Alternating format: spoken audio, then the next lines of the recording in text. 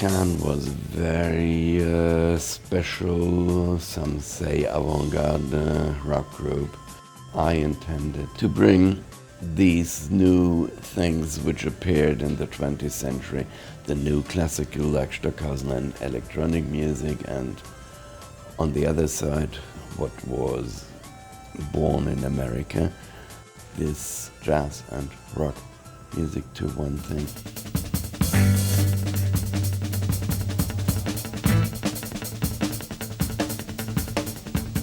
We came together. Why my idea of forming a group was that it really needed masters which knew in their field a lot and were experienced, professional, great musicians. And that is definitely one of the reasons what made Cannes very special. Well, the nucleus of the band is Holger, Jackie, Michael and me. And whoever joined us and went didn't really change the essence of the group.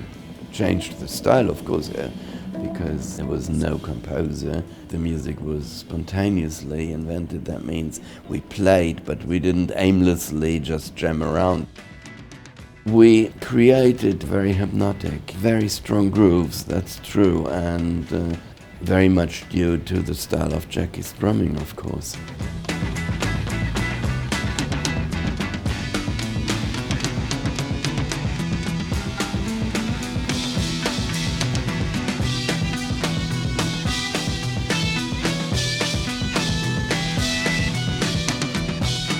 Very experienced jazz drummer.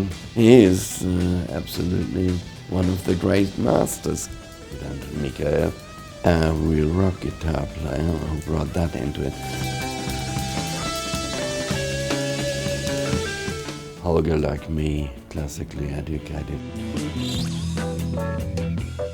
Like any rock band, it was guitar, bass, keyboards and drums. I had two keyboards, just an organ, Farfisa organ and a piano, but the important thing was I had a self-designed synthesizer. I wasn't satisfied by synthesizers like Moog. I wanted something I can on the spot change the sound of the organ or the oscillator, and that was how I designed them, and it functioned very well.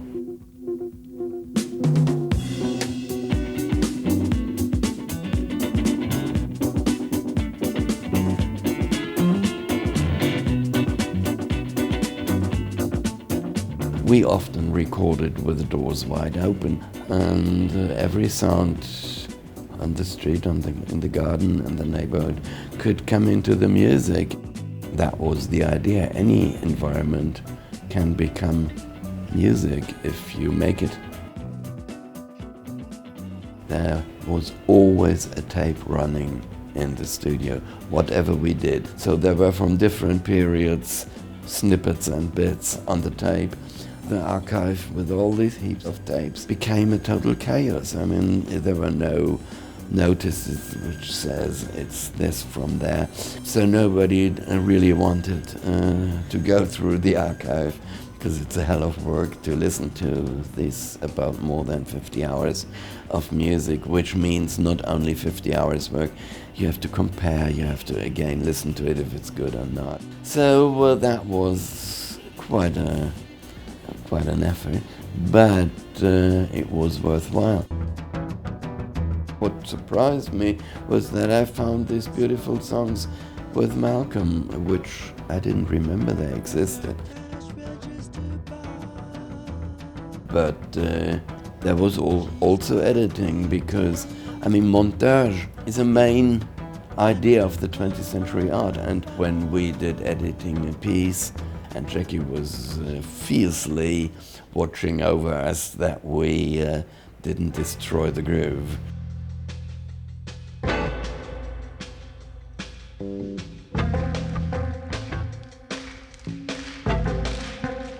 In Cannes times when we went on stage, people asked for pieces like Spoon, which was a hit, and we played it and they didn't recognize it because we sort of recreated it totally new.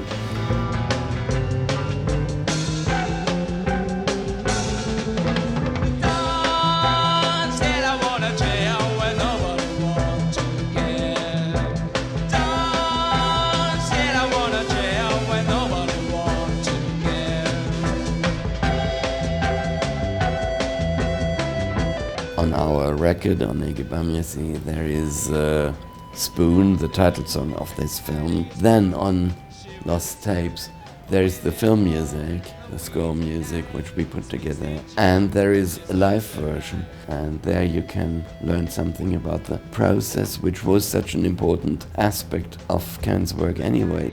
And I like that very much about this collection, that it has a kind of narrative of our way to work.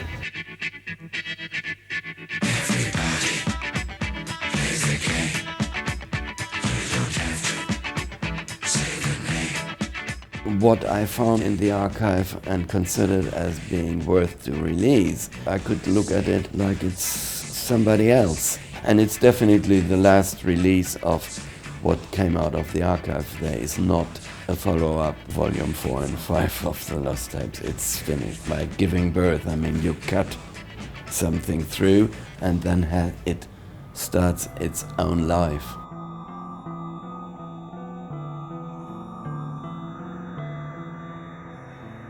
The way we play together, creating together, is such an intense process of working that after 10 years the intensity gets looser. Jackie always compares it to a piece of rubber, and if you stretch it too long it gets floppy.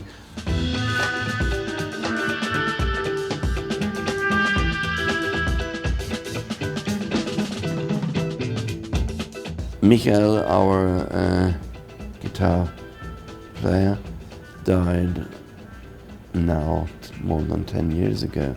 There is no hope of Can reunion and all that. We are quite reluctant, even when Michael was alive, about the reunion idea, because it's always sort of born out of nostalgic sentimentality and stuff, which we rejected. We became a sort of one organism together. Without one of us, it's not Can.